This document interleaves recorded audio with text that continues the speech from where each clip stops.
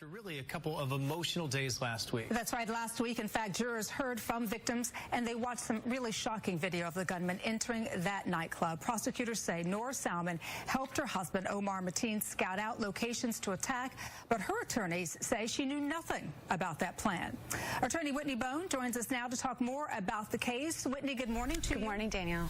It's good to see you as always. So, let's start with this. How does showing that video, which was very, very graphic, of Omar inside that club help the case against Noor Salman? Well, I'm not sure if it does help the case, but I think what the government's attempting to do is to show the jury that there actually was an act of terrorism. In other words, for them to be able to prove that she aided and abetted in an act of terrorism, they have to actually prove that an act of terrorism occurred.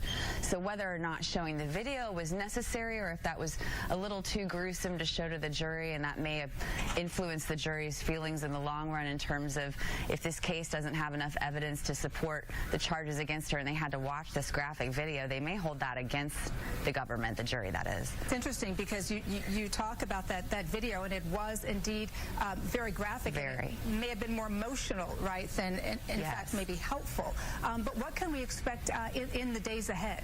Well, you can expect today, I think, that the government's going to be calling a polygraphist who was responsible for writing down what he believed Ms. Salman's statements were.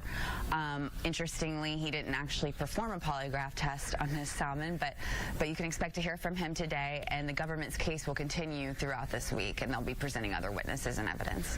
Whitney Boan, we appreciate your perspective as always. Thank you. Thank you. The time right now is 7:27.